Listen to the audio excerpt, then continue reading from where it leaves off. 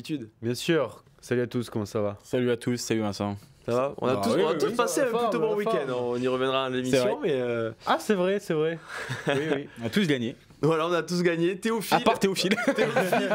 En fait, Théophile qui est en régie et on le taquine puisque c'est le seul qui joue au rugby et c'est le seul qui a perdu ce week-end du coup. T'es un peu dur quand même. Ah ben non, mais voilà, demi-finale, championnat d'Occitanie, défaite pour Théophile, mais bon.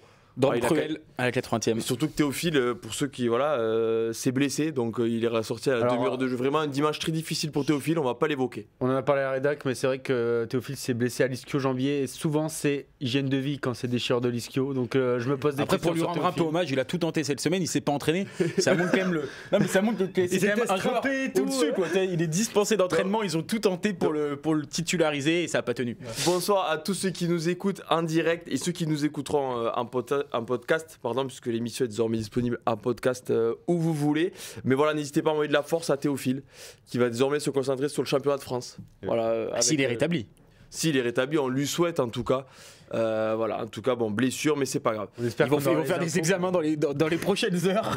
On vous tiendra informé. Mais d'abord, il est en régie. On vous tiendra informé. Bon, messieurs, le championnat de France, il a été question aussi de première division, Stade Français Toulouse.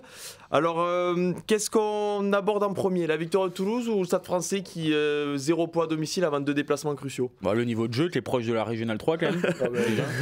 Est-ce que tu parles de Toulouse d'abord, non? Oui, bien évidemment. Oui, Toulouse, puisque plus sérieusement, voilà, le Stade Toulousain est énormément remanié après la victoire en quart de finale Champions Cup à Toulon. Mais encore une fois, Toulouse qui gagne, c'était important. Bon, déjà pour l'émulation dans le groupe, pour gagner cette première place. Bordeaux et Toulon avaient gagné. Bon, le contrat est rempli pour les Toulousains. Bah oui, on est même plus choqué ou on est habitué de voir cette équipe limite bis terce de Toulouse gagner ses matchs, même au Stade Français dans la capitale. Donc c'est même plus une surprise au final de voir Toulouse prendre de l'avance en tête du championnat. Je pense qu'avec des victoires comme ça à l'extérieur, ils vont aller tout tranquillement vers la qualification directe en demi-finale en fin de saison. Et moi, que dire du pack toulousain, alors qui a eu du mal en touche quand même sur la première mi-temps notamment, où il y a 6 ballons perdus, alors 5 officiels et 1 qui est on va dire officieux puisque la touche a été redonnée, mais sinon dans les rucks c'est juste impressionnant. Et puis tu sens qu'ils ont mis à mal le Stade Français en termes de puissance, notamment la deuxième ligne, Joshua Brennan et Clément Verger qui ont été impressionnants, je trouve. Donc Toulouse, on se répète chaque semaine, mais encore des arguments pour être. Ils peuvent faire tourner, faire reposer leur cadre et gagner quand même des matchs en étant impressionnant. Parce qu'aujourd'hui, ce qu'il faut dire, c'est que les joueurs qui sont dans l'équipe 3 de Toulouse peuvent être titulaires dans plusieurs équipes du top 14. Quoi. C'est surtout, il y a un gros premier quart d'heure où Toulouse mène 17-0 et ensuite pendant 25 minutes, ils ne voient plus le ballon et ils ont eu un peu le caractère pour remettre la main sur le match. Et au finalement l'emporter assez facilement, même si à la fin le Stade Français pouvait un peu espérer. Oui, le coaching a fait du bien aussi quand même en deuxième période.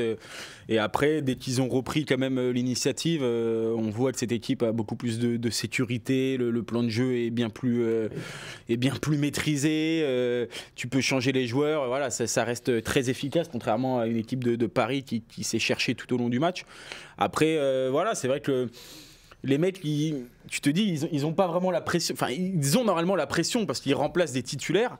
Et tu te dis toujours, ils gagnent des points. Alors, à quoi ça sert? Parce que tu sais quand même que les titulaires, tu les connais pour les grands matchs. Mais c'est vrai que quand tu es Hugo Mola, franchement, c'est la vie de rêve, quoi, quand même, avoir un groupe qui répond aussi présent dans tous les matchs, c'est hallucinant. Je suis pas persuadé qu'ils aient la pression parce qu'au final, cette équipe-là, on a l'impression de l'avoir vu beaucoup, notamment en deuxième partie de saison où il y avait les doublons. Je crois que vraiment, ils ont leur rôle défini et ils savent qu'il y a presque 2 équipes à Toulouse et que eux, leur part du travail est sur ces matchs-là, les matchs pendant le tournoi et les doublons, et les matchs là où tout se fait tourner, notamment pour la fin de la Coupe d'Europe et les phases finales. Ouais, mais il y a toujours des places à gagner. Tu vois, Choco Barès, l'année dernière, il est titulaire. C'est vrai. Là, Aki Barassi, ça marche très bien. Tu as aussi le fait que quand ils font 6-2, tu as un Castro Ferra qui parfois se met sur le banc. Là, Brennan revient de blessure. Tu as aussi Théo Ntamak. Donc, tu as toujours des places à gagner un peu. Ils ont un peu la pression. Sinon, toutes les équipes qui font tourner, mais je suis d'accord avec toi. Gagneraient, quoi, tu vois, à l'extérieur. Au final, tu vois, par exemple, un 6-2, aujourd'hui, tu te dis, si par exemple Castro Ferra garde sa place, qui tu mets entre Brennan et Verger?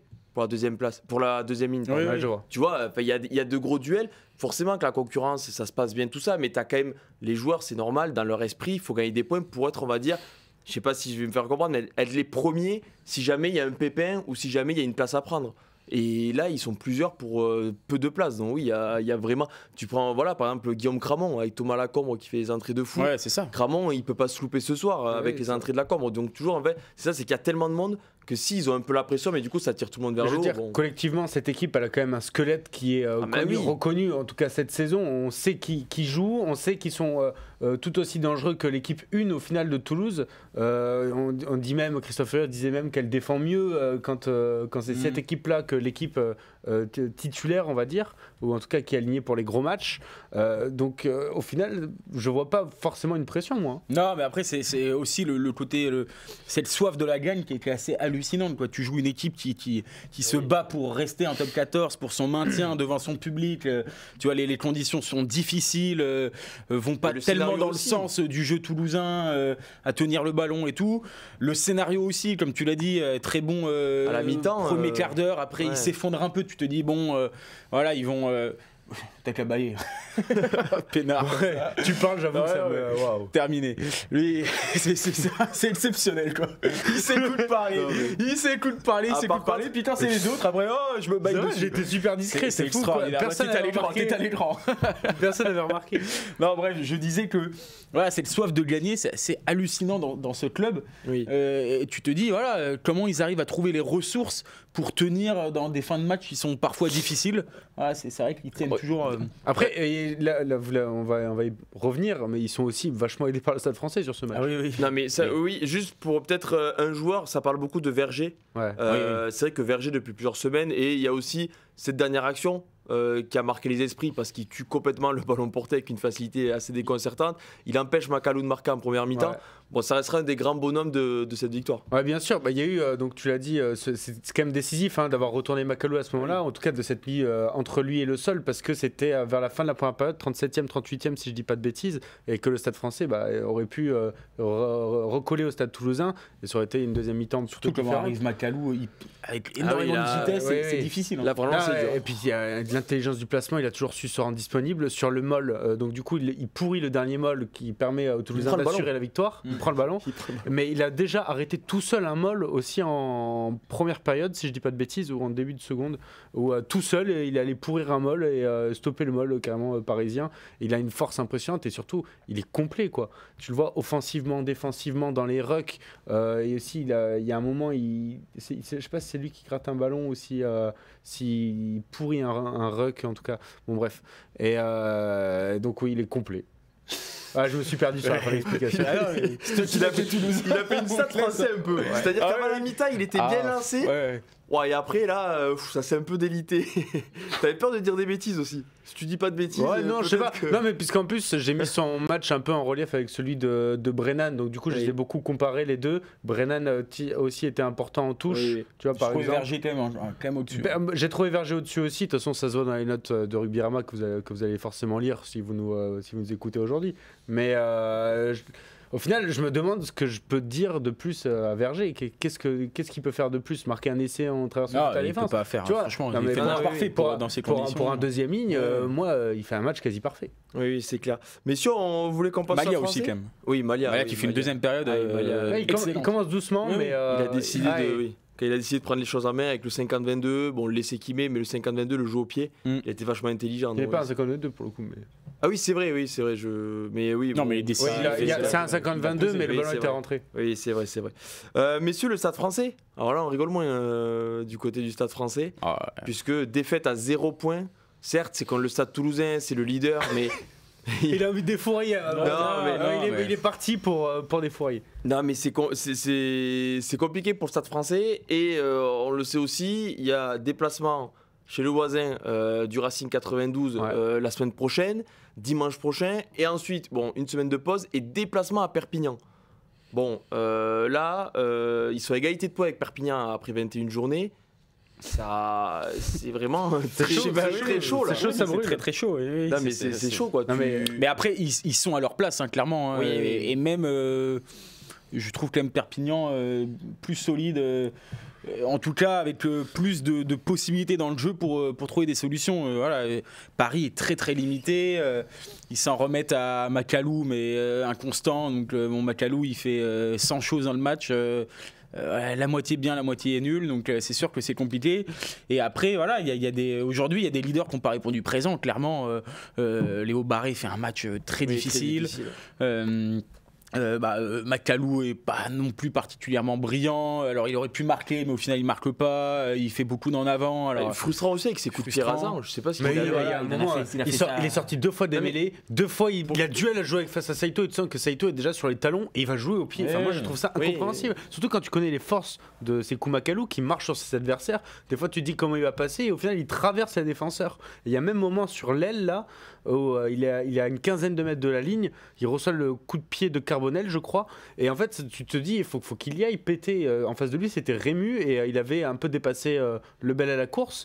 Et c'est un des moments comme ça où avant Macalou faisait la différence et sauvait le Stade français. C'était peut-être une consigne d'occuper. Macalou, il a pas Macalou d'occuper. Après, avant de parler des hommes et tout, si on peut rester sur la performance globale, moi je comprends pas comment une équipe qui joue le maintien face à un Stade Toulousain leader, c'est le gros match, peut faire 20 premières minutes comme ça, quoi. Enfin, c'est indécent. Là, tu te bats pas pour ton club, quoi. Tu vois, quand tu sais que tu te bats pour le maintien, tu dois commencer très fort ton match et tout. Il passe complètement à côté du premier quart d'heure. C'est hallucinant. Autant de plaquages manqués. Le carton jaune de Romain Briat qui plaque trop. Ça leur coûte 10 points. Bon, il passe complètement à côté. Surtout, l'essai de Coste. C'est symbolique quand même. T'as un coup de pied où t'as personne à la réception. Alors, t'as personne à 5 mètres aux alentours. C'est quand même incroyable. Oui, Talib joue bien le coup, mais c'est vrai qu'il avait pas trop de mal à récupérer le ballon sous la chandelle. Et après, du coup, t'as Barré qui malheureusement juge mal la trajectoire du ballon. Je sais pas trop ce qu'il fait. Enfin, t'as tout qui est à l'envers sur cette action pour le Stade français. Et puis même Toulouse, à chaque fois qu'ils attaquaient, ils gagnaient mètres, ils dominaient tous les contacts. Ça prouve aussi que Paris subissait physiquement. Et quand tu subis physiquement face à Toulouse, oui, il y a 17. Après, j'ai aussi envie d'assassiner quand même le coaching parce que ça, je mais t'as raison. Ils reviennent, ils font l'effort de revenir. Ils sont menés quand même 17-0, c'est ça ? Oui, 17-0. Ils reviennent avant la pause en deuxième période. Bon, ça va. Tu sens qu'il y a match. Ça peut basculer d'un côté comme de l'autre. Et là, t'as une réorganisation de la ligne de 3/4. J'ai du mal à comprendre. Louis Carbonel. Bon, les conditions allaient pas trop dans le sens du joueur, mais je trouve qu'il était plutôt bien dans son match. Un sans faute face au perche, plutôt à l'aise pour conduire le jeu. Bon, il sort. Zach Henry qui le remplace, il est un peu. Je trouve que Lester Etienne, c'était le seul qui dominait un petit peu physiquement, le seul qui était dans la partie. Il est pas loin en début de deuxième période. Il prend la brèche, il est pas loin de trouver un soutien. Bon, il est dominant. Il sort, tu fais rentrer Zahala qui est décalé alors marchand passant 12. Oui, voilà, mais c'est ça. Non, mais il y a une réorganisation qui est. Et à partir de là, il n'y a plus de jeu. Et après, il n'y a plus de jeu, c'est fini. Mais là, pour le coup. Et c'est à partir de là où Toulouse met complètement la main sur le match et tu sens que Paris, c'est soit des en avant, soit des ballons grattés. Et tes deux joueurs chez les 3/4 qui sont vraiment pas présents, donc Léo Barré et Dakuaka, et ils restent sur le terrain et bon, ils n'ont pas été meilleurs. Non, c'est vrai que là, pour le coup, il faut aussi. C'est surprenant et voilà, le coaching toulousain a fait la différence pour reprendre en main le match et pour l'emporter. Ouais, et du coup Paris sans débat. Là Paris c'est compliqué. Là le déplacement à Perpignan va être. Mais surtout que tu vas commencer à appris les autres résultats aussi. Parce que la semaine prochaine, tu joues dimanche soir, mais t'imagines, je sais pas, Perpi va faire le coup à Montpellier. Montpellier, tu sais, qui va un peu finir en roue libre dans ce top 14, défaite à Lyon. Si Perpi va faire le coup parce qu'ils vont jouer le coup à fond, vu qu'après il y a une semaine de pause. Tu te dis là, tu peux te retrouver avec plus de 5 points d'avance. Et surtout l'impression générale. Tu vas commencer vraiment à regarder tous tes adversaires, à prier qu'ils ne prennent pas de points. Et à ce moment-là, c'est compliqué. Ce que je trouve inquiétant pour le Stade français, c'est que je trouve qu'ils ont les cartes en main, en fait, qu'ils ont 10 000 occasions de s'en sortir. Et qu'à chaque fois, je trouve pas. Non, mais depuis le début de la saison, moi je trouve qu'ils ont des matchs qui doivent se rendre beaucoup plus faciles. Mais ça, ils n'arrivent pas à gagner. Là, aujourd'hui, ils ont l'occasion, franchement, de gagner. C'est eux qui se chient dans les bottes. Tu vois, moi je pense qu'en deuxième mi-temps, c'est eux qui se chient dans les bottes. C'est la plus faible équipe. Et là, tu regardes au Racing, je pense pas que ce soit insurmontable pour le Stade Français quand même, surtout quand tu connais l'historique entre les deux équipes. Et mais je suis d'accord, mais Oui, mais tu peux dire ça. tu vas jouer à Perpignan, Ah, le tu joues Racing- tes adversaires directs. Non, mais le Racing, il a Racing perdu qui ce revient très week-end, bien, mais en plus. il revient bien. Tu sens que la D'accord, dynamique, elle mais est je toute autre. trouve que le Stade Français oui. a les cartes en main, ou en tout cas a des cartouches Ouais, pour ouais. se maintenir, et qu'à chaque fois il n'arrive pas à les saisir. Non, mais ça c'est sûr. Mais je pense que certains supporters peuvent être très inquiets parce que. Ah, mais bien sûr, oui, ça c'est sûr. Attention à ce qu'ils vont faire au mois de juin aussi. puis Possiblement, attends- ils vont finir à Grenoble ou à Brive, ça va faire bizarre. Attention, on l'avait dit pour le Racing, mais est-ce que le Stade Français est équipé pour jouer un maintien et pour jouer un match de barrage par exemple? Je suis pas certain. Parce que, à plus, on dit ça du Stade Français, mais un an après Montpellier, sur le papier, ce serait pas plus surprenant de voir le Stade Français à la place de Montpellier, du Montpellier la semaine dernière, quoi. Ouais. Ils ont tous des gros joueurs, et puis bon, Montpellier a bien fini 13ème, donc. En compte, le downfall, ils étaient deuxième quoi l'année dernière. Ils sont à une transformation et une prolongation en demi-finale. Ouais, c'est ça, c'est énorme. Après, Bon. avec ce qu'on a vu ce soir, pour le coup, Oui. ils qu'on ont voit une bête depuis tête le de début la barragiste. saison, hein. faut pas se mentir, oui, depuis le début de la saison, y a pas... c'est compliqué. Messieurs, on va passer à l'ovation. On va faire travailler Théophile un peu, parce que bon, il est blessé à l'ischio, mais la cuisse ne sert pas à grand chose normalement dans une régie. Ou alors je suis pas. Attention, jingle, et après on parle de l'ovation qui va nous envoyer à Bordeaux.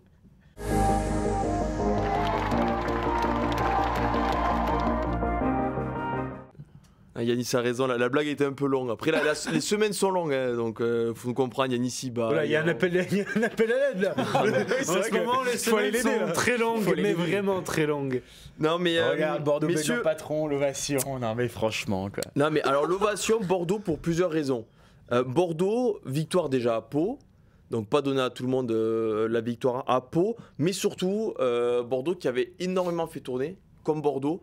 Il y avait 12 changements par rapport aux 15 qui avaient débuté contre le Munster. Seul avait été conservé le triangle arrière, Etchegaray à l'arrière, Penaud et Bielbiarré aux ailes.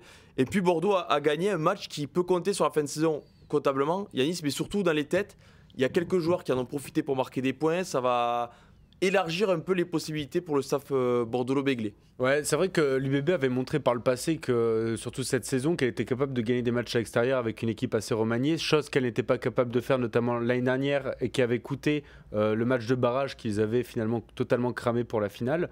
Bordeaux a appris de ses erreurs, je serais tenté de dire, et arrive à gagner ces matchs-là. Au final, quand tu regardes, certes, l'équipe qu'a aligné Yannick Bru ce week-end était bien moins meilleure, bien moins bonne que celle qui a joué contre l'Ulster ou le Munster, mais il y avait quand même de sacrés joueurs quand tu regardes le trio bien sûr arrière, mais la charnière Lesgourd-Carbery, ça peut quand même faire des matchs. Devant, tu as des mecs solides, même si tu avais Van Taifer par exemple, qui était un mec de devoir, qui était capitaine pour la première fois.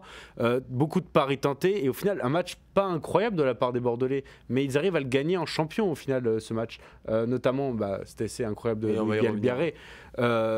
Mais c'est un match qui va vraiment compter, je pense, parce que quand tu regardes les déplacements qu'a Bordeaux jusqu'à la fin de la saison, il fallait gagner lui, ou il fallait gagner, je crois que c'est Montpellier le déplacement pour Bordeaux, puisqu'après c'est Toulon. Ouais, Et là, tu gardes le truc de tu peux perdre à Toulon si tu assures à domicile. Faut que Toulon fasse un exploit à l'extérieur pour aller chercher la deuxième place à Bordeaux. Je sais pas si vous me comprenez là. Si. Oui. Non, mais En fait, là, Bordeaux a pris un avantage de points qui fait que Toulon est obligé de gagner, et Bordeaux et de gagner à l'extérieur. Je suis d'accord, mais je comprends pas 2 points. En fait, si toi tu gagnes plus à l'extérieur. Oui, mais si Bordeaux assure à domicile. Oui. Là, il y a Et 3 ça veut dire, attends, matchs à domicile, 2 à l'extérieur là. Pour Bordeaux. D'accord, mais ça veut dire que si tu gagnes tes 3 matchs à domicile Ouais. et que tu perds tes 2 matchs à l'extérieur Voilà. Ouais. et que Toulon gagne ses matchs à Mais domicile, ça ça veut veut- dire qu'ils auront gagné Bordeaux. Oui, donc il était derrière, quoi. Sachant Mais que... non, parce que Toulon a 3 matchs à l'extérieur. D'accord. D'accord. c'est Ah pour ça. oui, Ok, ils ont d'accord. 3 matchs, c'est ça. Ouais. Donc si Non, alors, il faut je veux que Toulon est Non, obligé mais tu- d'aller gagner à l'extérieur en plus de gagner Bordeaux. J'espère pour, qu'on ne perd pas les gens, ne vous Pour inquiétez pas. prendre on se la place de comprend. Bordeaux. Bon, D'accord. je trouve que mathématiquement, c'était Après- c'était important et même obligatoire de gagner à l'extérieur pour Bordeaux. Et ils avaient 3 matchs pour le faire. Ils l'ont fait dès le premier. Bon, on en parle de suite du Ouais. nouvel essai de peut-être le meilleur joueur du monde à l'heure actuelle. Oui. On en parle. J'étais pas convaincu par mon La explication. calculette, là, j'étais sur la calculette Oui, là, sur mon j'avoue, portable. après, T'écris des messages à qui là Je suis d'accord. Je suis d'accord sur là. ton meilleur angle. Bon, Je suis mais t'amuses un peu Théophile. Je suis d'accord de la planche des PO. Je veux Oui. pas Vas-y. Manquer de respect. Non. Bon, Toulon se déplace à Vannes la semaine prochaine. Oui, donc bon, ça Déjà peut là, vite c'est être... Toulon. En plus, non mais Toulon. Ton analyse peut vite être terminée. Non, mais Toulon qui a Ouais. fait souffler plusieurs cadres ce week-end. Aussi. Donc on Bon. peut imaginer, bon déjà ils ont plus de demi-finale à jouer européenne, donc on peut imaginer que l'équipe type va aller en Bretagne. Bon, si Vannes bat Toulon avec l'équipe type, ce sera un gros coup dur pour Toulon, mais bon après on n'en est pas Ah, mais encore là. au-delà de partir dans des calculs comme Ah ça, oui, là, comme le fait d'ailleurs, Denis, parce que- On n'est pas parti, C'est- on est resté ici. Oui, moi. oui, nous, Lui on il est est parti, resté nous on ici. est resté dans la régie, on ne l'a pas suivi malheureusement. Non, mais je pense que c'est sûr que c'est important pour Bordeaux de montrer Oui, qu'ils sont aussi capables de gagner des matchs en faisant Mais- une rotation dans leur Oui, effectif. je suis d'accord. Ils l'ont fait déjà par le passé. Oui, Pas mais- la Castres. Contrairement Mais que cette à d'autres saison. années, cette saison. Oui, ah oui, voilà. Perpignan aussi, mais cette saison. Il y a ces matchs-là, Bordeaux À les gagnait Perpignan, pas. tu fais pas tant tourner que ça. Non, mais là, tu fais vraiment tourner. Là, c'est un vrai turnover. Et mais j'ai le souvenir notamment que devant. Castres, il y D'accord. avait un vrai Mais turnover ce aussi. qu'on veut dire, c'est que la saison dernière, ils sont Oui. pas, tu les gagnais pas ces matchs-là. Voilà, c'est tout. À Toulouse, il y a un petit turnover aussi quand Bordeaux va gagner à Toulouse. Oui, non, mais c'est vrai. Oui, non, après, mais je veux il y avait dire, des comptes à autant. régler, peut-être. Voilà, non, mais En en plus, tout sur cas, le banc. tes remplaçants répondent présents aussi. C'est Et je pense que dans une dynamique oui. et dans la construction d'une équipe pour aller chercher des trophées et tout, Les- ça passe obligatoirement par là. Tu vois, tu vas pas forcément, tu vas pas gagner avec que 15 mecs, quoi, Non, ou mais même c'est- 23. C'est surtout que dans 2 semaines, Bordeaux peut aller en finale de Champions Cup pour la première fois.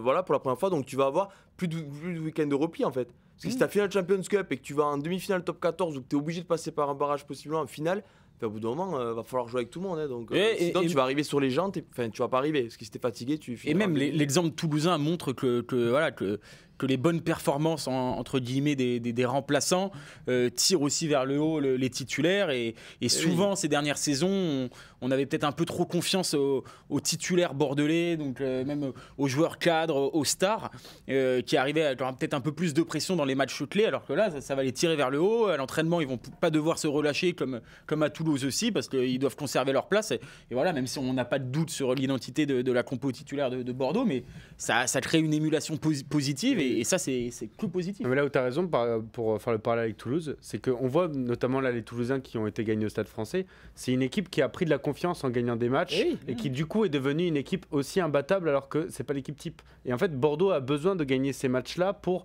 créer cette confiance et créer une nouvelle identité. Ouais, c'est ça. Mais Tu vois, Clairbury qui fait un bon match, match. notamment il est aussi décisif sur l'essai de Bielberg, on va sans doute en parler. Ça, c'est qu'une bonne chose pour ce club-là. Et voilà, Huberti aussi qui fait un bon match. Bon, il y en a pas mal qui sont là, qui sont présents. Et pour le coup, voilà, c'est sûr que tu as vraiment ce trio d'équipes, parce que Toulon aussi, on va en parler, mais fait aussi tourner et ça fonctionne à domicile, même si c'était à Mayol.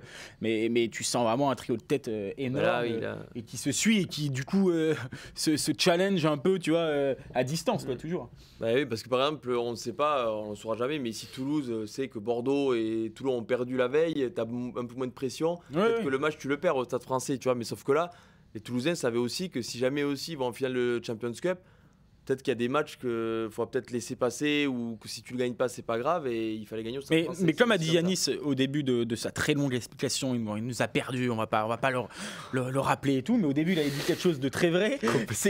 C'est que voilà, l'année dernière, le fait de passer par les barrages pour l'UBB avait vraiment un peu cassé les forces physiquement. Ouais. Et là, on en parle peut-être pas assez, mais le perdant, le malheureux des trois va vraiment perdre très gros, quoi, parce que tu sens que dans ces matchs de très haute intensité, demi-finale, ça se joue sur il y a la fraîcheur même physique. plus que ça, c'est qu'il y a les matchs aussi d'avant qualification en barrage, où tu es obligé de mettre tes cadres pour t'assurer les Il y a barrages. 2 choses, parce que ça me fait penser un peu à la Pro D2, c'est que encore une fois, il y a d'autres équipes qui sont très bonnes, mais ça veut dire que le 3e affrontera le 2e. Donc tu prends un des 3 en demi. Oui, c'est ça. Tu vois, tu seras pas largement favori sur le papier, plutôt contre par exemple Bayonne, Castres ou Clermont ou La Rochelle, qui sur le papier seront vus Attention au inférieurs. premier qui va taper La Rochelle en demi. Ah non, mais ça je dis pas. Et l'année dernière, La Rochelle mène contre Toulouse à Bordeaux à la mi-temps. C'était une blague. Mais non, mais bon. Et La Rochelle, t'avais gagné à Toulon. Ouais. Non, mais ce que je veux dire, vous comprenez, c'est que si t'as Toulon-Toulouse, Bordeaux-Toulouse en demi, bon, ça tape déjà très fort. Oui, et en finale, tu avais un peu diminué peut-être. Oui, voilà, possiblement. D'ailleurs, gros match de Sipili Falatea, j'aimerais le souligner, puisque il est revenu de blessure, ça a été assez compliqué. On oublie qu'il est international français quand même, que ça fait quelques mois qu'il avait du mal à revenir. Et là, je crois que sur les 5 derniers matchs, il a marqué 3 essais. Donc bon, c'est pas mal pour un pilier Oui, et droit. puis même dans l'activité. Ouais, grosse activité. Bon, en mêlée, même si la mêlée paloise, pour le coup, il est dernière du top 14. Ah oui, là. Mais intéressant de noter ça pour Bordeaux. Et d'ailleurs, Pau qui, comme chaque année, si loin. Malheureusement. Si précis loin, Pau. C'est-à-dire. En vrai, avec tout le respect, que je non, mais tu te rends compte que pas s'ils gagnaient ce match, ils étaient dans le top 6 provisoirement. Phrase dite depuis 8 ans. Non, mais j'ai Non, mais c'est énorme. Non, mais 8 ans, je caricature un peu.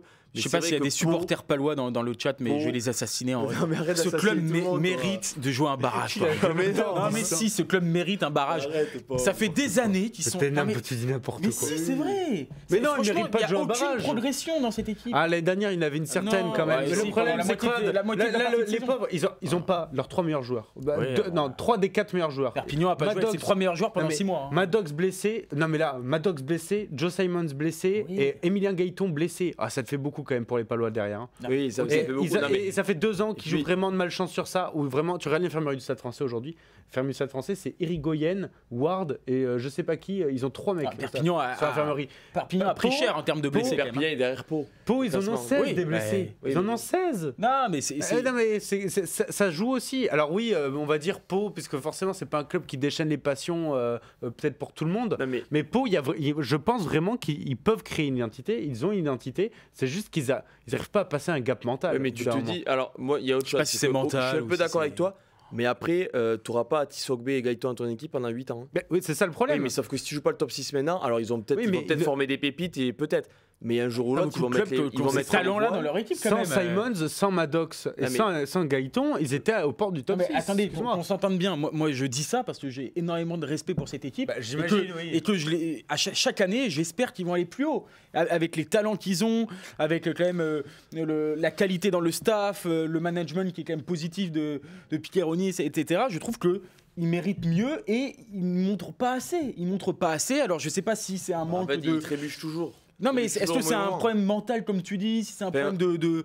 Aujourd'hui, combien d'équipes... pas enchaîner. Non, mais parce que, ok, Bordeaux a fait ça, mais combien d'équipes auraient aimé jouer ce Bordeaux-là oui, tu vois, à domicile. Ce Bordeaux-là, il aurait perdu sur beaucoup de terrains. Pau, ils ont le drop de la gagne à 20 mètres face au poteau. Il y a Sebouari qui refusait, mais ce match, il doit presque pas t'échapper. Là, malheureusement, ce match, il montre que Pau doit jamais être dans le top 6. Si tu n'arrives oui, pas à gagner ce Bordeaux-là, avec ces occasions-là et ce match-là, c'est que tu ne peux pas être dans le top 6. Oui, non, mais ça, je suis d'accord.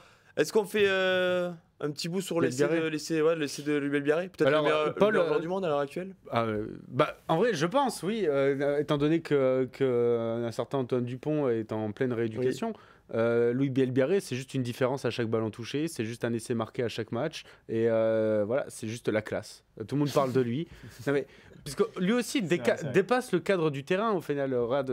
Brian Abana tout à l'heure qui parle de lui, tout le monde parle de lui, c'est juste le phénomène du rugby français et mondial. Et mondial aussi. Mais c'est intéressant de noter sur cet essai, bon, déjà qu'il fait une énorme différence, il pose Broboiry et Manu en vitesse pour après ralentir sa course, fixer tout ça, même si je trouve qu'ils peuvent plus fixer. Mais Paul le soulignait hier dans un de ses articles, c'est vrai que sur cette action, Huberty et Carbery jouent très très bien le coup, notamment en ralentissant leur course, en se mettant bien en profondeur et en servant après le génie qui court vite là-bas.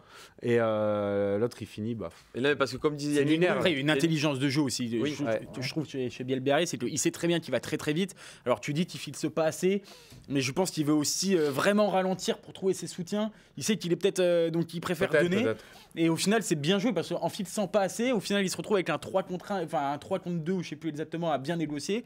Du coup, Berti remet tout de suite à Carbery qui remet tout de suite. Et il y a des arrêts de course, il y a des vraiment tout est parfaitement juste sur l'action. Après, oui, il fait la différence sur sa vitesse, mais voilà, parce que comme disait Yannick Bru, c'est que c'est bien joué collectivement, mais s'il est lié, c'est pas Bielbiarré, il y a pas essayé. C'est sûr. Oui, mais c'est un mec qui donne de la confiance, puisque regarde Bordeaux, pourquoi Penaud, il a cherché directement à les relancer dans ses propres 22 mètres sur l'aile gauche. Puisqu'il sait qu'il y a Bielbiaré qui a plein de vitesse et qu'il y a des espaces, et s'il y arrive à le toucher, c'est fini, c'est juste fini. Mais le truc, c'est qu'il faut arriver à le toucher. Ça donne de la confiance immense aux joueurs derrière à Bordeaux. Aujourd'hui, il y a beaucoup de joueurs, mais quand tu affrontes Bordeaux, c'est le premier joueur que tu mets sur la liste des joueurs à surveiller, et c'est pas méchant pour les autres. Et quand les nations jouent l'équipe de France, tu mets Dupont et ensuite c'est Bielbiarré. Donc quand il n'y a pas Dupont, c'est Bielbiarre. Donc ça prouve aussi et puis surtout qu'il est le joueur que c'est quand même un sacré défenseur aussi. Oui, pour un ailier, tous les ailiers défendent pas comme lui. Il fait jamais de bourde. Non, voilà. Même Alors, à si, l'inverse. son seul petit Alors, il en problème, a c'est peut-être le fait- jeu aérien. Oui, Là, je voilà. trouve qu'il a encore un tout Il en petit a peu. fait sur le mais jeu j'ai- aérien. en fait, Mais, j'ai pas de souvenir. Bon, on va revenir sur quand il fait la Coupe du Monde. Non, ok, mais si d'autres, tu vois. Non, il y a la en Angleterre, ils sont un demi-finale. peu mangés dans les airs sur Il y a la l'essai de- demi-finale contre La Rochelle aussi, il y a 2 ans. Oui. Oui, bon, il était plus là, il avait pas cette, Bah, il était pris cette jeune, bien dimension. sûr. Non, mais il avait pas pris cette dimension Ouais, il y a, tu vois, il y a 2 ans. Mais C'était- tu parles sur les matchs importants, voilà, Mais- sur les ballons hauts, c'est vrai que c'est encore sa Voilà, progression, c'est sa progression. son axe de progression, mais sur tout Mais le déjà, reste, et notamment offensivement, c'est juste intouchable. Oui, profitons de ce monstre. Profitons de ce... Bah oui, puis en plus franchement, Il est français. Non, mais en Déjà, plus, je sais pas, tu vois, il est. Non, mais Oui, en il plus, est sympathique. Oui, t'as et puis envie il d'aller- inspire, t'as je envie suis d'aller- persuadé qu'il doit inspirer les jeunes, puisque Ah ouais, au-delà, il a son côté bip bip, ce qui fait aussi qu'il n'a pas un physique surdimensionné, donc Non. plutôt, on va dire, accessible à des jeunes joueurs qui peuvent rêver d'être pro. Et puis il a son casque, donc il rassure. Enfin, je sais pas, mais dans l'imaginaire populaire des gens, ma mère, quand elle voit le petit casqué qui va au charbon contre les gros méchants, quoi. Et Je donc, pense du qu'il est coup, quand même, il reste il a- en dessous de Gabriel c'est Lafont là où encore, je mais- pense qu'il peut. Mais il se rapproche. Je pense qu'il peut vraiment inspirer les futures générations. Tu parles de Gabriel Lacroix pour son passage à Albi. Le casque, oui. Non, mais je, Ça, non, mais je gros vais- défenseur. La pastille. je vais aller, tu vois. Non, mais- Après, quand tu me dis Lou Belbiaré, c'est la classe, est-ce que tu l'imagines avec ta chemise? Bah non, puisque elle va qu'à moi. Donc Ah, pardon. merci à Laura de m'avoir choisi cette chemise. Ah bah, carrément, on en est là.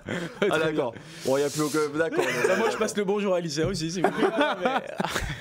Merci. Bon. Enchaînons. Non mais après j'avais peur. Non. John Bunker.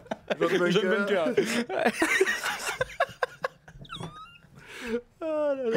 Ah, c'est...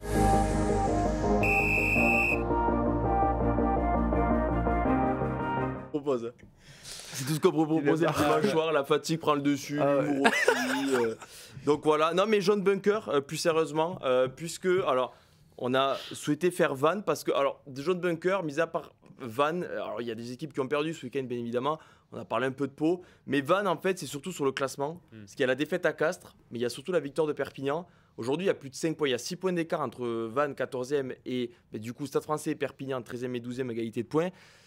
Et on a l'impression que ce gap de 5 points, il va être voire très très difficile à surmonter pour les Bretons.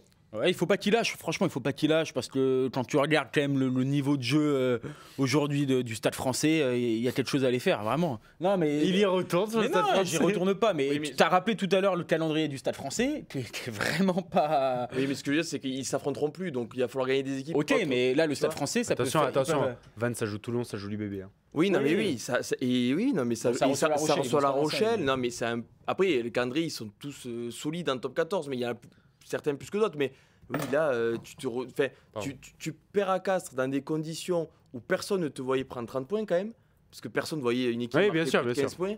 Au final, tu déçois même Personne dans le- n'imaginait non plus Vannes et Alors non, Castres. alors non. Mais non, mais Mais dans qui un aurait temps comme misé, ça, dans- pas, normalement, Oui. tu peux pas produire de rugby. Donc t'imagines mais pas oui, que oui. quelqu'un va prendre un bonus offensif. En fait, franchement, Oui, franchement, mais- sans être méchant, mais tu te dis presque heureusement qu'il faisait pas grand soleil. Oui, Parce oui, que, mais- alors peut-être qu'il y a eu des ballons portés, Castres a su s'adapter. Van physiquement a énormément souffert, Ouais. alors que quand même, faut le rappeler, ça faisait 3 semaines qu'il ne jouait pas, puisque éliminé de toute compétition, éliminé à la Challenge Cup. Et là, en plus, tu vas prendre un Toulon qui doit prendre des points, qui a fait souffler quelques mecs, donc tu vas prendre l'équipe type. Complètement. Donc oui, tu peux faire l'exploit, tu peux faire l'immense exploit, parce que ce serait un exploit de voir Van aujourd'hui battre ce Toulon-là qui va arriver en Bretagne, qui devrait arriver en Bretagne.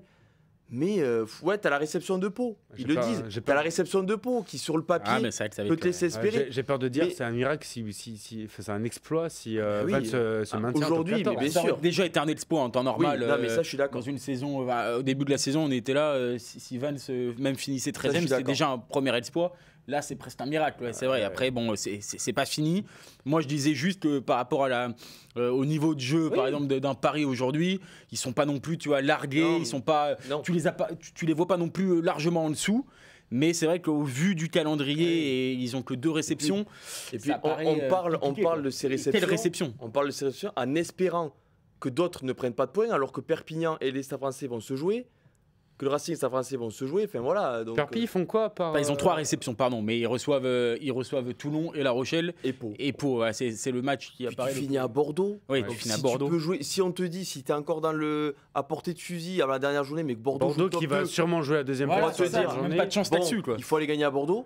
Alors peut-être, hein, mais bon, compliqué. Puis là, ils reçoivent Toulon qui a été éliminé en Champions Cup, donc tu peux même pas prétendre, tu vois, non plus une équipe largement remaniée en une demi.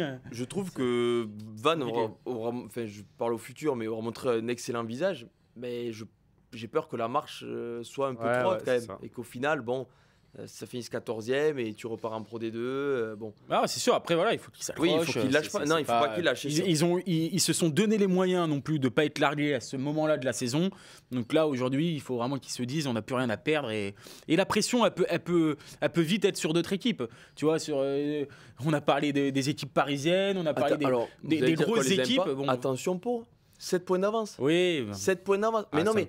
Oui, bon, après, voilà, ils vont savoir. Ça me paraît loin. Oui, mais tu vas à Bayonne et tu dois aller à Vannes. Non, mais ok, je dis pas, Pau, je les vois pas finir 13e, pas du tout. Mais attention, il y a des équipes comme ça qui, si tu peux regarder vers le haut et qu'au final, on te dit, en 3 semaines, il faut que tu te mentalises parce qu'il faut regarder vers le bas. Ça peut être compliqué. Déjà, mais regarde, encore une fois, Pau, je les vois pas 13e. Le Racing, le Stade Français et Perpignan se joue, donc tout le monde ne peut pas prendre des points tout le temps non plus. Oui, mais ils vont à Bayonne, Pau. Ils vont à Lyon. Déjà 2 déplacements. Oui. Ils reçoivent Toulon, qui se bat pour les demi-finales. Ils vont à Vannes. Ah, c'est peut-être. Et voilà. Et ils reçoivent La Rochelle, qui peut, sur les dernières journées, qui pourrait peut-être se battre pour le top 6. Ah, mais c'est chaud. C'est peut-être le match à Vannes. Franchement, si attention. Hein. C'est vrai que c'est chaud. Bon, il va falloir que Vannes prenne des points du coup avant de recevoir Pau pour être apporté. Bien sûr. Mais si tu joues Vannes avec moins de 4 points d'avance. C'est à Noëta, Bayonne ? Oui. Ah oui. Donc oui. Bon souvenir pour les Palois. Non mais donc c'est oui, beau souvenir pour les Palois. Après les Palois ils sont capables de gagner à Noëta. La tribo de l'autre. Mais attention. Elle a raison, moi aussi j'invite tout ça en plus depuis 10 minutes là. Donc non mais c'est la 13e place peut-être qui va se jouer Pau voilà. Ouais, donc donc voilà. Bon en tout cas les Vantais, bon, ils ont pris la douche comme tout le monde dans un temps breton pourtant. Ah oui là, apparemment j'ai vu Maxime Lafage, il dit c'était frigorifié. Alors même pour des Bretons c'était compliqué. Donc imagine. Toi qui y étais, c'était chaud. C'était chaud. Franchement, vous êtes déjà allé à la tribune de presse à Castres. Oui. J'ai jamais eu cette chance. Mais... Ah ouais? Non, je crois pas. Et franchement, t'es vachement reculé. Et j'étais avec Tristan du coup quand on habitait l'émission, je dis non mais on prendra jamais de l'eau. On prenait de l'eau. Genre avec la pluie, tu sais, un peu légère, avec le vent qu'il y avait. Et du coup, t'avais les ordis mouillés. Horrible. Vrai. Enfin au début, on se disait si tout le match. Après, il y a eu. Mais après, c'était su à Castres que le pic de l'orage, c'était à 16h30, 17h, pile au coup d'envoi du match. Et d'ailleurs, Xavier Sadroni a dit en conférence de presse que Tual Trigny avait posé la question de jouer le match ou pas. Plusieurs fois avec l'orage et tout. On est bien au chaud à la rédaction des fois. Que si l'orage persistait, pas mal à gorge. Ou alors décaler le match. Mais non, mais c'était... Ah oui, franchement, au coup d'envoi, on s'est tous dit, il va y avoir 9 partout là. Oui. Ça va être le mec qui réceptionne une chandelle, il aura fait un break dans le match. T'as raison, c'est là où c'est dur pour les Vantais. C'est ce genre de match où tu dois te dire, faut accrocher tout le monde, puisque là, ça nivelle. Ça se joue forcément. Ça se joue presque à la volonté. Surtout, quoi. Quand tu les vois qu'ils ont gagné au Racing, à La Rochelle, tout ça, dans des conditions assez classiques, si je peux le dire comme ça, tu les voyais vraiment embêter Castres, qui sortait d'un quart de finale de Champions Cup, qui en avait pris 50, avec beaucoup de mecs qui tiraient un peu la langue. Toi, Van sortait de 3 semaines de repos. Même si au début, sous la grosse pluie, c'était dans le match quand même, les Vantais. Oui, mais... Ils ont souffert physiquement, mais ils étaient... Oui. Ouais, donc, mais bon, écoute, c'est comme ça. Mais en tout cas, 26 points, donc ça va être un peu compliqué. Mais bon, lâchez pas les Bretons, on est avec vous. On est avec eux. Donc, messieurs, on va passer au MVP, la grande mêlée. Un petit jingle et tout de suite.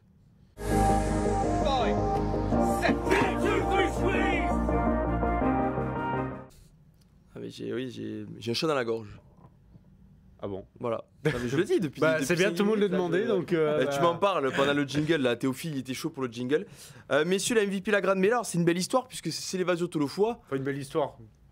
C'est une histoire un peu. Voilà, il est officialisé dans la semaine, nouveau joueur de Clermont la saison prochaine. Il est titulaire avec Toulon où il joue peu quand même contre Clermont et il sort un match de fou. Donc bon, déjà c'est l'Evasio Tolofoa, mais plus largement. Il s'amuse là. Mais il s'amuse, bon voilà. Plus largement, Toulon qui a eu Tolofoa, mais qui avait vraiment besoin de cette victoire une semaine après le quart de finale, quoi. Fallait pas encore plus sombrer, surtout que ça a été compliqué au final pour le RCT face à Clermont. Oui. Vas-y. Non, mais on parlait de Toulouse, de Bordeaux, c'était presque le plus difficile, c'était plus pour Toulon qui sortait quand même d'une immense désillusion, et comme l'a rappelé Pierre Mignoni. Donc c'est sûr que se remobiliser, même si c'est à domicile comme ça une semaine après, c'est pas si facile. Et ils ont quand même bien répondu présent. Voilà, tu parlais de Tolofoa, il y en a d'autres aussi qui ont fait vraiment un vrai match. J'ai pas trouvé un Bigard complètement nul, tu vois, je trouvais qu'il avait répondu. Daumont a été vraiment impressionnant, alors qu'il a quand même Melvin Jaminet qui a repris à sa place, et de quelle manière. Donc non, Toulon a fait quand même le travail. Et je pense que Pierre Mignoni est aussi très très satisfait de son équipe cette saison, qui ne connaît pas les trous d'air comme les années précédentes. Et tu vois vraiment, on le dit depuis le début de l'année, tu vois la construction de cette équipe et la progression. Et voilà, s'ils arrivent à se qualifier en demi-finale et à pas trop perdre d'énergie avec un barrage, ils vont être chiants à jouer. Ouais, parce qu'avec l'effectif qu'ils ont, la semaine qu'ils vont avoir de repos, alors que Bordeaux et Toulouse vont jouer et tout ça, vont s'affronter même, ça peut vraiment compter, quoi. Oui, complètement. Bah après, ils se font peur là en fin de match comme contre Clermont, parce que Clermont aussi. Pendant une demi-heure, ils se font peur. Parce qu'ils sont à 7 points. En fait, Bézi marque à la 46e. À la 40e, il y a 31-24, ça bouge plus. Jusqu'à la fin du match, donc, mais pendant 30 minutes, ils se sont vraiment fait peur. Mais bon, ça montre aussi le caractère de l'équipe, surtout qu'il y avait quand même quelques changements. Bon, la charnière, on en avait parlé, tu vois, ça avait quand même dans la semaine fait un peu parler. Et c'était important de se remobiliser après ce fameux quart de finale, cette énorme déception. Donc Toulon devait gagner, même si je pense qu'il y avait vraiment la place de faire mieux pour les Toulonnais sur ce match, notamment d'aller chercher un petit bonus. Mais surtout quand tu vois la prestation en première mi-temps. Bon. Ouais, après. C'est mon avis. Oui, parce que bon, ils ont eu 10 minutes de folie Toulon, mais après, clairement, a fait jeu égal et même plus que fait jeu égal. Donc bon. Après, il y a 4 essais à 4, je crois. Non, mais quand vous passez aussi près de battre Toulouse dans un match de phase finale en Champions Cup, se remobiliser une semaine après dans un match de championnat classique face à un Clermont qui vit une saison pas non plus incroyable, c'est pas évident, franchement, c'est pas évident. Alors, ils n'ont pas joué leur meilleur rugby, ça c'est certain. Oui. J'ai quand même quelques interrogations, notamment sur leur capacité offensive. Tu vois, des fois, je trouve qu'ils ont une équipe en place, ça c'est sûr. Ils ont un gros pack, ça c'est certain. Je trouve que des fois, c'est pas qu'ils ont peur de jouer, mais je trouve qu'ils prennent pas assez l'initiative avec leurs trois quarts et dans leur phase offensive. Donc sur des matchs de phase finale, ça peut jouer. Et contre Toulouse, tu vois, ils ont un peu refusé le jeu aussi par moment. Ouais, complètement. Donc voilà, c'est pas la meilleure entre les trois équipes, les trois mastodontes, c'est eux qui attaquent le mieux et qui ont le plus de difficultés là-dessus. Après, voilà, tout va se jouer sur la fraîcheur. C'est pour ça qu'ils ont complètement raison de s'accrocher à imaginer cette qualification directe en demi. Parce que s'ils y arrivent, franchement, Toulouse et Bordeaux. Voilà, ils reçoivent, ils ont en fait ça. S'ils gagnent les deux, je vois pas comment ils sont pas dans les deux. Ah non, c'est sûr. Si tu gagnes à Vannes, si tu gagnes à Vannes, et Toulouse, je vois pas comment. Oui, mais en fait, tu les joues directement, quoi. Tu n'auras même pas à regarder ce qu'ils font. C'est que tu auras juste à gagner ton match et ça voudra dire qu'eux ils perdent. Donc à partir de là, c'est un avantage de fou. Oui, oui. Non, mais ils ont ce match à Vannes quand même où ils peuvent. Voilà. Aujourd'hui, à cette fin de saison, se dépasser chez la Lanterne Rouge, c'est bien vu, quoi. Parce que voilà, t'as pas à les gagner, ne serait-ce à La Rochelle ou à Montpellier. C'est Vannes et après, c'est quoi leur déplacement? Ils reçoivent Toulouse, ils vont à Pau. Ils vont à Pau, ils reçoivent Bordeaux, ils terminent à Bayonne. Ouais, donc, la dernière journée risque d'être chaude, Ouais, il risque d'être chaude, mais je pense que s'ils font le boulot avant, presque, tu vois. Enfin, après, normalement, s'ils font le boulot avant, s'ils vont gagner à Vannes et qu'ils battent les deux gros, ils sont. Je sais pas du coup. Mais ça pourrait, ils ont 2 points de retard, donc. Là, ils ont 2 points de retard, donc. Non, ça pourrait. Ça veut dire que ça dépend de si par exemple Bordeaux va te chercher un match à Montpellier. Non, mais oui. Il y avait autre chose que je voulais dire sur Toulon. Alors, c'est un petit peu négatif, c'est la défense, je trouve, parce que ils prennent 40 points contre les Saracens. Alors, il y avait ce côté un peu première mi-temps où personne ne comprenait, mais au final, oui, t'en mets 70, mais t'en prends 40. Toulouse, dans les conditions qu'il y avait, Toulon n'a pas vu les 5 mètres toulousains. Toulouse a quand même franchi la ligne 4 fois. T'as 2 essais refusés qui sont logiquement refusés, mais refusés 4 fois. Ouais, mais dans les conditions dans lesquelles c'était.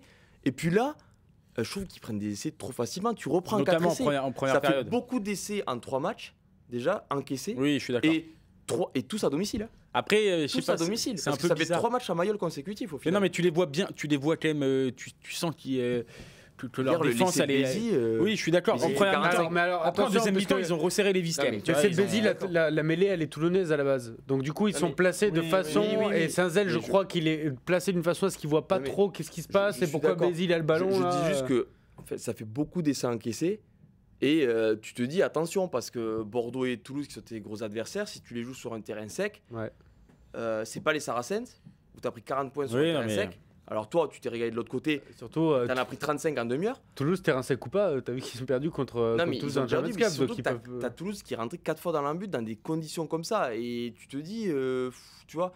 Mais c'est juste ça. Après, c'est un petit avertissement. Toulon, c'est une énorme équipe. Et justement, s'ils règlent ça, après, ils vont devenir injouables aussi. Toutes les équipes ont des petits défauts, heureusement. Mais ils ont c'est l'avantage. juste ça. Je me suis dit, en termes de stats, en défense, ça pique un peu. Ils ont l'avantage du calendrier quand même. Oui, ils ont un calendrier abordable sur le papier. En tout cas, ils peuvent faire le boulot. Messieurs, on va terminer le 15 de la semaine. On va avec notamment Winnie Antonio à La Rochelle, puisque. Ah, bien sûr, on va quand même parler un peu de La Rochelle. On va parler un peu jingle, mais là, moment épique dans cette émission.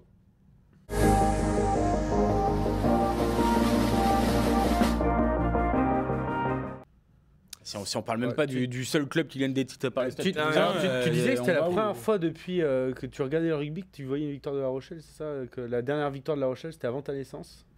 Si tu veux. Non, mais en tout cas, finalement, t'en auras vécu une. La Rochelle. Ça me fait plaisir pour toi, mon pote. La Rochelle. Ça me fait plaisir. La Rochelle a remporté son deuxième match de l'année contre Bayonne. Ce fut compliqué, mais un point a suffi au bonheur des Rochelais. En fait, au-delà d'être toujours dans la course au top 6, plus penser au maintien, tout ça, il y a ce côté juste de gagner. On a vu les larmes de Sébastien Boboul, les explosions de joie de Brice Dulin, de Grégory Aldrit. Non, mais de O'Gara, qui quand même d'habitude est assez froid, quoi qu'il arrive, il fallait vraiment gagner, quoi. On s'en foutait de la manière, on s'en fout du classement, presque, il fallait gagner. Et après, on verra. Oui, franchement, leur saison, elle est vraiment étrange. J'ai du mal même à parler, à imaginer comment ces mecs qui ont quand même été sur le toit de l'Europe, et qui étaient à une minute de faire un doublé historique, en reviennent à être comme ça sur un match de la 21e journée de top 14 face à Bayonne, qui est certes une bonne équipe, mais qui n'est pas non plus la plus grande équipe du monde. Et c'est vrai que moi, je me suis revu en 2014-2015 quand La Rochelle remonte et que tu joues pour rester en top 14, quoi, et que tu fêtes ça, une victoire d'un point en faisant des petits tas dans les 30 dernières secondes, à balancer en tribune. Non, mais c'était complètement ça. Et je pense que tous les supporters rochelais, le staff, les joueurs, à la fin, tout le monde avait un peu peur, tout le monde se regardait. C'est complètement fou d'imaginer des Grégory Aldrit, Antoine Astoy, Brice Dulin, tout ça, en être là à la fin d'un match comme ça contre Bayonne et à plus savoir trop quoi faire pour regarder le chronomètre toutes les 10 secondes pour savoir combien de temps il reste, quoi. Ouais. Mais bon, ils ont gagné, ça faisait 4 mois qu'ils n'avaient pas gagné, donc c'était le plus important comme tu l'as dit. Et maintenant, moi je pense qu'ils n'ont pas forcément ce qu'il faut pour aller chercher le top 6, parce qu'il y a des équipes qui travaillent très bien à côté, et du coup tu peux pas non plus mettre les 8 mois derrière en disant c'est bon, il s'est rien passé et tout quand même. Tout le monde ne va pas pouvoir perdre en même temps. Voilà, c'est ça. Mais il y avait quand même un maintien à assurer, oui. Mine de rien. Ils sont combien là? Là, ils doivent être 7e ou 8e, je pense. Ils sont 8e. Ils sont à 4 points. 4 points, toujours à 4 points. En fait, j'ai du mal à imaginer ce que peut faire le Stade Rochelais en fin de saison. Est-ce qu'ils peuvent se rapprocher du top 6? Est-ce qu'ils peuvent être dans le top 6? Et s'ils sont dans le top 6, est-ce qu'ils peuvent embêter des équipes?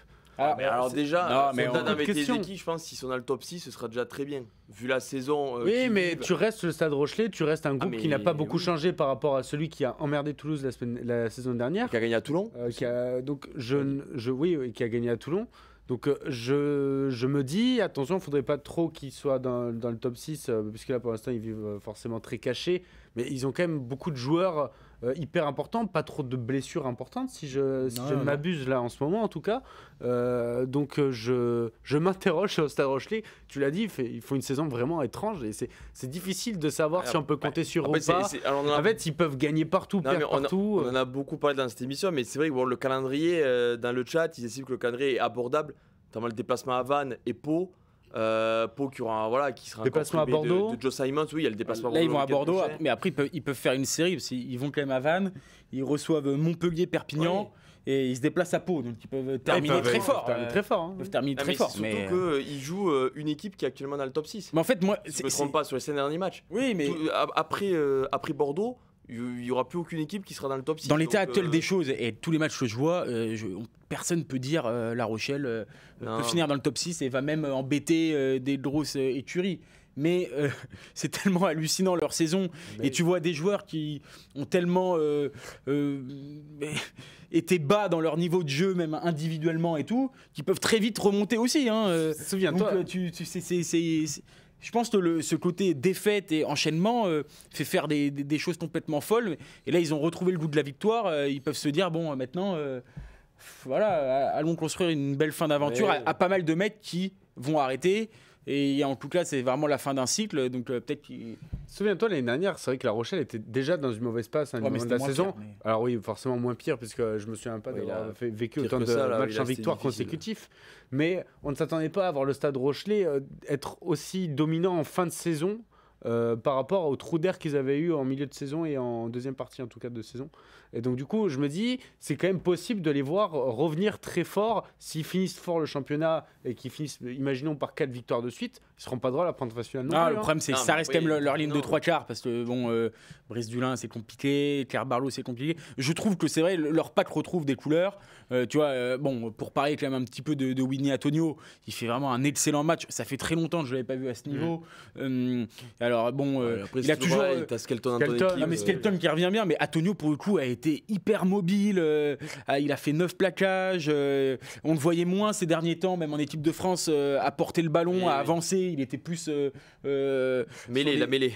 Voilà, sur de la mêlée, sur des choses comme ça. Mais là, il a vraiment sur le ruck là comme ça. Non, mais là, il a vraiment fait mal au Bayonnais. Toujours avec ses qualités de main pour faire vivre le ballon. Skelton a été vraiment dans l'avancée. La troisième ligne, Aldrit a quand même un très bon niveau moyen en ce moment. Donc voilà, leur pack en phase finale restera très très chiant parce que les matchs de phase finale, c'est plus des matchs qui jouent là-dessus. Après, derrière, c'est là où j'ai de plus en plus d'inquiétude, c'est que les mecs qui étaient... C'est pas au final qui est le titulaire maintenant en 10. On ne sait pas. Astoy est plutôt a fait un gros match. West a enchaîné dernièrement. Astoy, il fait un gros match, mais bon, West a enchaîné dernièrement.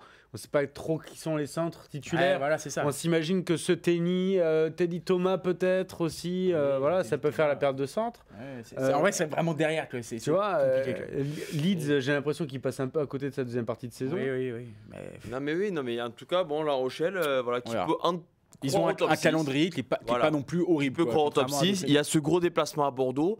Mais bon, La Rochelle... c'est pas là que se jouera la saison de La Rochelle. Oui, mais aura une semaine de repos après. Bordeaux pensera peut-être déjà à la demi contre Toulouse. Bon, voilà, tu peux les embêter aussi. Je dis pas qu'ils vont les gagner, mais tu peux espérer en tout cas être dans le match une grande partie de la rencontre. Tu vois, vous les voyez prendre 40 points. C'est vrai que non, mais c'est intéressant. Je sais pas quelle équipe va mettre Bordeaux en fait. Ah oui, c'est ça. Je sais pas quelle équipe va être Bordeaux. La Rochelle, tu sais qu'ils vont mettre leur obligés de gagner, mais en même temps, une semaine après, ça me paraît très surprenant si tu mets tes cadres au repos pendant 3 semaines. Tu vois, c'est comme... honnêtement, j'ai aucune info, mais Toulouse, Thomas Ramos, il va pas ne pas jouer pendant 3 semaines après sa pénalité contre Toulon. Il va jouer contre Castres. 3 semaines, une semaine. Oui. C'est le 26 et c'est le 3. Non, mais tu joues Toulon, tu les fais souffler contre... Ça fait 2 semaines. Mais non, les gars, entre Toulon et Bordeaux... Ouais, mais regarde, si tu les fais triangle arrière, il y a 3 semaines. Oui, mais le triangle arrière, tu vois, enfin, genre Penaud, Bielbiarré, ils ont enchaîné. Je suis d'accord, Bielbiarré, il était en vacances la semaine dernière. Penaud, il y a 2 semaines. Après, non, mais je suis d'accord, mais au bout d'un moment, il faut que les mecs. Moi, je suis partagé sur l'équipe de Bordeaux. Ils ont quand même. Toulouse qui est habitué tous les ans, si tu regardes tous les matchs avant les grosses échéances, ils mettent les cadres. C'est juste après qu'ils les font souffler, mais pas avant. 8e de finale, Pau, il y a l'équipe type de Toulouse. Hein, non, mais moi, et c'était Pau. Je pense pas qu'Yannick Bru va mettre sur le papier. Il y aura un peu un mix. Si, je pense qu'il y aura beaucoup de titulaires, mais il va y avoir typiquement, tu vois, un Penaud peut souffler. Oui, je pense. Un truc comme ça. Mais tu vois, Jalibert ne pas jouer. Non, mais tu vois, Lutu, Buros qui est limite. C'est au Matmut. C'est au Matmut Atlantique. Non, tu parles de quoi, La Rochelle ou Toulouse? Toulouse ou Bordeaux-La Rochelle? Bordeaux-La Rochelle. Non, c'est à Chaban. Comme l'année dernière. Non, mais je pense qu'ils vont mettre à la marge un petit peu des mecs. Penaud, ça pourrait souffler. Voilà. Mais c'est vrai que Lutu n'était pas là. Là, je pense qu'il va reprendre du rythme et tout. Je pense. Après, en tout cas, La Rochelle va mettre son équipe type. Et comme tu l'as dit, comme tu l'as dit tout à l'heure, à part Danti qui est toujours pas là, mais sinon, ils ont tous leurs joueurs pratiquement. Donc, bon, on m'a dit à l'oreillette, voilà, on est un peu long, on m'a squeezé Abraham Papali, qui est le 8 de ce 15 de la semaine, encore une fois, boycotté. Bon, écoutez, j'écoute les ordres de la régie, de Théophile en régie. Non, et on va finir avec Perpignan. Ça aussi, je sais, parce qu'on va faire Castres, tu vois. Parce qu'à Toulouse, parce qu'après, t'as plus de Champions Cup, mais il y a quelques joueurs En tout cas, Hugo Mola a bien lancé le derby. Ouais, apparemment, apparemment. Alors, j'avoue. Je sais pas si on a passé à côté de quelque chose ou pas. Mais je pense qu'il parle j'ai pas entendu. Ah, en fait, il a dit que le président de Castres s'était fendu de nouvelles phrases contre Toulouse. Bien sympa et concernant. Donc, ils allaient bien recevoir les Castrés. C'était au stadium. C'est quoi la phrase, du coup, on sait pas. Mais non, mais je pense qu'il parle de. Je sais pas si je suis pas à côté de quelque chose. parle de la lettre. Non, mais je pense de la lettre, du salary cap, de tout ça. Je pense que voilà, il a pas trop apprécié que Toulouse soit un peu visé. Parce qu'en plus, Mola dit juste avant, en ce moment, notre seule expression, c'est le terrain. Bon, voilà. Mola, qui on rappelle, a côtoyé longtemps Pierre-Yves Revol, puisque joueur de Castres. À Castres. Oui. Donc ils se connaissent bien. Donc voilà. Voilà, messieurs. Très bien. Perpignan, rapidement. Allez. Un supporter perpignanais. Rapidement, la planche DPO, bien sûr. La planche GPO, et même, voilà, il y a Guildour qui met des logos de l'USAP Ah oui, d'accord. directement. Bravo. On Non, parle mais pas, Perpignan, ça a fait, c'est rassuré, je pense, là, ce week-end quand même. Puisque là, je pense que si tu perdais, c'était caca culotte, c'était quasiment fini, hein, au final. Enfin, je suis un peu dur peut-être, mais en tout cas, tu prenais un gros coup sur la tête. C'est rassuré. Au final, même si tu perds Alan très tôt, je crois, dans le match. Hier. Et donc, du coup. Si tu le dis. Personne Pas du tout. Ah ouais. Mais pourquoi Delpy rentre? Bon. Ah, mais c'est Après, ils se McIntyre. sont rassurés. Ouais. Ah, c'est McIntyre mais- qui perd très tôt. Et Alan, il met un essai, il est Mais sur oui, l'essai de il est ouf sur- de Dugu Valou. Oui, c'est bon. Il est sorti tôt. Fin de Et semaine. puis, vivement que la semaine se Fin de termine semaine, pour fin de Yanis Guillou. Non, mais dans tous les cas, oui, c'est important de 37, gagner on est ce début match. de semaine Je prochaine. pense vraiment que Perpignan peut avoir les armes pour se maintenir, puisque, ou en tout cas, Oui. maintenir directement sans passer par la case barrage, parce qu'au final, on l'a dit, il y a cette réception du Stade français qui va être cruciale aussi. Donc, Perpignan, ça donne le droit d'y croire. Puis, tu l'as dit qu'il faisait son retour. Bon, même s'il n'a pas fait. Il a pris jaune. Hein. Oui, c'est pour ça qu'il n'a pas fait une bonne rentrée, que c'était un peu le retour un peu cauchemar. Pour le coup, il va leur faire du bien oui. sur la fin de saison. Ils retrouvent des forces. Là, comme tu l'as dit, ils se sont rassurés. Je suis plutôt optimiste pour eux. C'était le match à pas perdre. Ils l'ont pas perdu. Après, ils savent aussi gérer ces fins de saison. Ils ont plutôt l'habitude de jouer un peu soit les barrages, soit les fins de saison un peu comme ça, dures, où il faut s'accrocher. Donc voilà, c'est une Et équipe pour le qui coup, a des, tu te déplaces qui a des certitudes quand même. Tu te déplaces à Montpellier qui, bon, c'est pas trop. Ouais, c'est pareil. Est-ce qu'ils ont pas fini leur saison à jouer. Montpellier, ils ont sorti la voile et puis ils vont là où le vent les mène, quoi. T'as l'impression, donc tu peux aller faire un petit coup au GGL Stadium. Ils reçoivent Paris. Surtout, on connaît, c'est un déplacement bien aimé des supporters perpignanais, puisque c'est pas le plus long déplacement, Montpellier-Perpignan. On connaît la ferveur des supporters perpignanais, donc ils peuvent se déplacer en nombre à Montpellier. Et, Puis le dernier match est à Toulouse. Enfin, c'est contre Toulouse à domicile, mais est-ce que Toulouse sera pas déjà assuré d'être dans les deux C'est toujours pareil, oui. Voilà. Non, c'est toujours pareil. Bah, Donc voilà, Perpignan s'est rassuré, je suis assez d'accord avec toi, Yanis. Mm. On finit l'émission sur ça? si vous êtes d'accord avec moi. Bah, oui. Oui, c'est tellement rare, on va finir l'émission sur ça. Même s'ils ont un peu stressé en fin de match quand même. Mais... Oui, ils ont un peu, oui. Parce que c'est forcément, après le Racing, c'est Non, le Racing revient bien. franchement. Oui. Ça fait 4 matchs là que le Racing est vraiment pas mal. Et puis vraiment, ils ont des mecs qui. Enfin, je suis désolé, mais quand tu regardes Dan Lancaster, au final, il n'a jamais été aussi fort que depuis qu'il n'y a plus son père. Oui, depuis Ah plusieurs oui. semaines. Non, mais depuis plusieurs semaines, c'est vrai qu'il est à un niveau qu'on ne pensait pas trop qu'il allait atteindre en début de saison, ça c'est sûr. Et On l'a puis, assez non, mais aussi raillé Demba pour, Bamba, Demba Bamba qui. pour le coup, qui est très bon aussi depuis qu'il est revenu. Après, Donc quand là, vous regardez c'est- le banc du Racing qu'ils mettent à Perpignan, c'est vrai que, enfin, même sur le les premier joueurs essai qu'il y fait a une grosse sur la action. feuille de match, C'est sur le premier essai qu'il fait une grosse action, Demba Bamba. Ouais, non mais même au Connacht, il fait un match de fou. Franchement, il fait vraiment du bien. Hein. Je pensais pas qu'il allait revenir aussi vite à ce niveau. Donc des bonnes nouvelles pour le Racing qui doit faire le travail Oui. contre le Stade Français pour pas trop regarder vers le bas et un peu finir Ah, là, en roue typiquement, libre. c'est le match qui peut leur assurer du maintien de le Racing. Non mais t'as surtout, alors bon, ça c'est quelque chose aussi qu'il faut prendre en compte, c'est que le Racing est à 4 points de la 8ème place qualificative pour la Champions Cup. Ouais. Ah oui, mais Oui, non, mais c'est des d'accord, objectifs, ouais, mais c'est des objectifs qui comptent aussi pour des clubs comme ça. Oui, non, mais alors je pense qu'ils ont vraiment pas ça en tête. Mais d'ailleurs, ils ont la Challenge Cup là comme objectif. Non, Est-ce mais que, déjà- est-ce que la Challenge Cup peut sauver la saison du Racing? Moi, je pense que oui. Hein. Oui. Et en tout oui. cas, ça voudra dire ça dépend quand comment même. tu finis en top Ça 14. voudra dire Et quand là, même. tu parlais du Racing ou Perpignan Oui, du Racing. Ah oui, putain. Ça voudra dire. Perpignan, non. Ça voudrait dire quand même que le croyais pas, là. Racing, enfin que Colazo est un bon sapeur-pompier quoi. Ouais, S'il arrive à amener loin le Racing en Challenge Cup et qu'il arrive à les qualifier en Champions Cup en top 14, enfin là, il va falloir lui ériger une statue peut-être du côté de la Paris Défense Arena. Non, mais en tout cas, Avec c'est le une casque, équipe du coup, qui- bah. Oui. C'est vrai qu'ils casque de peuvent. pompier. D'accord.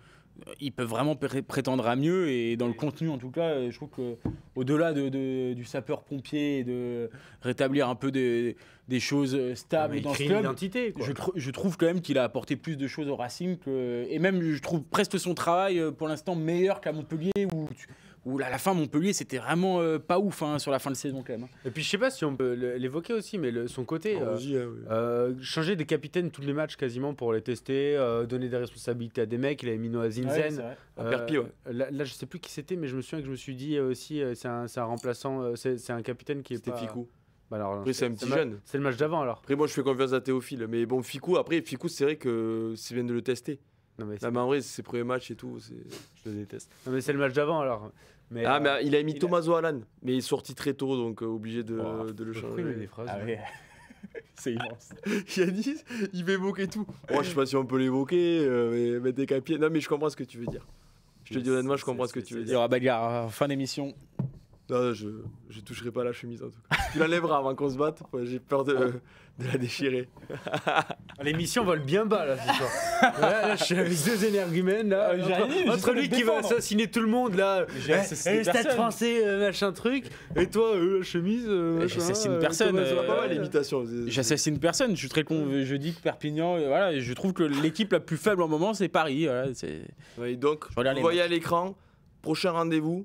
Jeudi 18h, kick-off rugby. Oh là là, mais là, il se fait sa propre. C'est avec Théophile. C'est avec Théophile. Voilà, qui est un régie qui présente. C'est quoi Théophile, est-ce qu'on peut un peu. C'est Nogodi. Ah oui, bien sûr. Qui est invité. Voilà, qui sera sur le plateau. Donc si je dis pas de bêtises. Donc voilà, Nogodi que vous connaissez sûrement sur les réseaux sociaux qui sera là. Merci messieurs. Très bien. Si Théophile arrive à atteindre la place de présentateur. Ah oui, il va être forfait. Apparemment, il va jouer bandé jeudi. Pour son ischio, mais on attend son discours d'avant-match. Comme par hasard, l'émission ça va être vos pires blessures ou les trucs comme ça. Tu sais, parce qu'une fois il avait fait une émission le rugby amateur et tout pour parler de lui, pour dire ouais mais moi dans le vestiaire j'adore truc. Donc là il va faire vos pires blessures et puis voilà. Pas sûr qu'on ait les images sur les réseaux sociaux du TRC la semaine prochaine. Ça n'a ni queue ni tête. Les interventions de Yanis n'ont ni queue ni tête. Mais c'est pas grave. Donc jeudi 18h, kick-off rugby avec Nogodi et Théophile Harley à la présentation. Merci messieurs. Bravo. Merci Théophile, merci François, Tristan et tous ceux qui étaient dans la rédaction. Et à la semaine prochaine. Au revoir. Surtout pour la troisième mi-temps après Racing Stade Français du coup, puisque c'est le week-end des Fan Days la semaine prochaine. Donc les derbies. Donc les derbies. Bon après Vannes-Toulon, on va pas trouver plus proche comme derby, mais bon c'est comme ça. Allez, à la semaine prochaine.